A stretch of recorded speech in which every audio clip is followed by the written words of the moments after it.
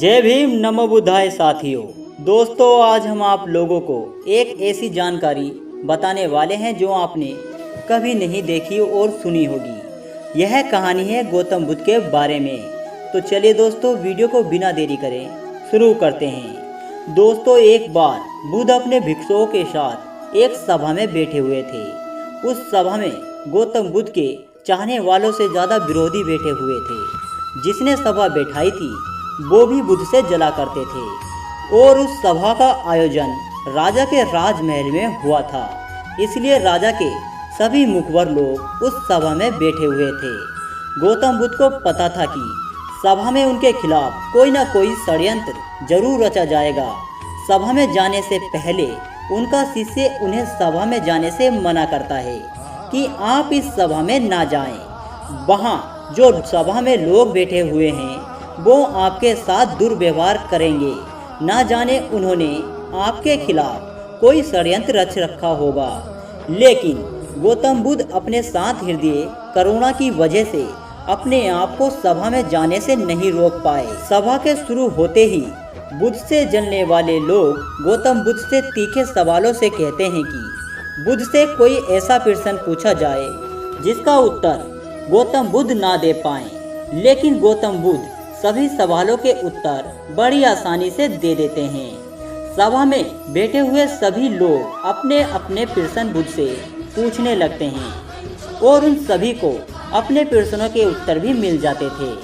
तभी अचानक से वहाँ एक स्त्री आ जाती है और वह बुद्ध से कहती है कि आप तो ज्ञान की बातें करते हैं, सत्य की बातें करते हैं, आप लोगों को सत्य की राह में चलने की दिशा देते हैं। क्या आपको थोड़ी सी भी दया नहीं आई? क्या आपको मुझ अबला की भी कोई चिंता नहीं जिसे आपने गर्भवती बनाकर छोड़ दिया है? क्या आपको मेरे पेट में पल रहे बच्चे की कोई चिंता नहीं? उस स्त्री की बात सुनकर उस सभा में हलचल मच जाता है। सभा में लोग एक दूसरे से बात करने लग जाते हैं। उस सभा में बैठे हुए हर व्यक्ति खड़ा हो जाता है और कहता है कि स्त्री की सुंदरता के आगे तो बड़े बड़े ज्ञानी भी अपने घुटने टेक देते हैं, तो फिर बुद्ध क्या चीज है? उसी समय कोई और व्यक्ति खड़ा होता है और बोलता है कि हमने नहीं सोचा था कि बुद्ध इतना भी नीचे गिर सकता है। और फिर वहाँ पर सभी लोग गौतम बुद्ध को भला बुरा कहने लग जाते हैं। बिना सत्य को जाने ही कि सत्य क्या है, बुद्ध को भला बुरा कहने लगते हैं। यह बात सुनकर राजा कहता है कि गौतम बुद्ध, आप अपनी सफाई में क्या कहना चाहोगे? और वह राजा भी बुद्ध से जला करता था। वो लोग चाहते थे कि किसी भी तरह से बुद्ध बदनाम हो जाए।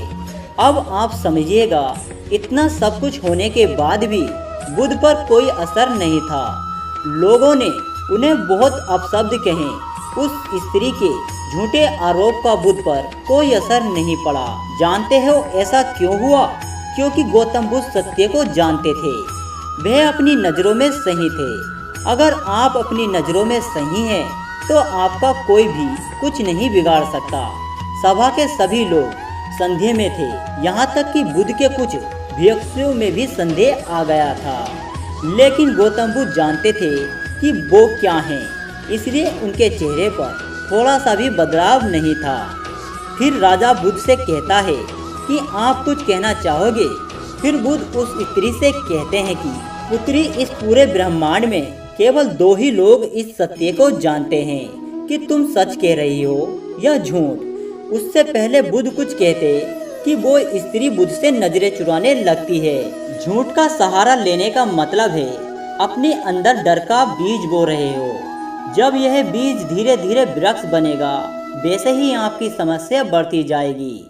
सभा में एक व्यक्ति उस स्त्री से कहता है कि तुमने बहुत बड़ी बात कही है।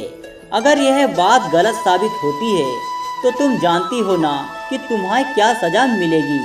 उस व्यक्ति की बात सुनकर वह स्त्री डरने लगती है। उसके हाथ पैर कांपने लगते हैं और फिर वह सभा में से दौड़ने लगती है। तेजी से भागने के कारण उस स्त्री ने अपने पेट में जो गठरी बांध रखी थी वह जमीन पर गिर जाती है और सच सभी के सामने आ जाता है। उस स्त्री ने अपने पेट पर गठरी इस तरह बांध रखी थी जैसे लग रहा था कि वह स्त्री सही में गर्भवती हो। राजा उसी समय उस स्त्री को बंदी बनाने का आदेश देता है, लेकिन फिर बुद्ध के कहने पर उस स्त्री को माफ कर दिया जाता है। दोस्तों, एक बात हमेशा याद रखना, आपका शांत स्वभाव आपको बड़ी से बड़ी मुसीबतों से बचा लेता है। इस बात से कोई फर्क नहीं पड़ता कि कितने लोग आपके खिलाफ हैं, बस आपका मन और आप अपनी नज़रों में सही होने चाहिए। तो दोस्तों, आशा करता हूँ कि वीडियो आपको अच्छा लगा होगा। अगर वीडियो पसंद आए तो हमें कमेंट करके ज़रूर बताएं।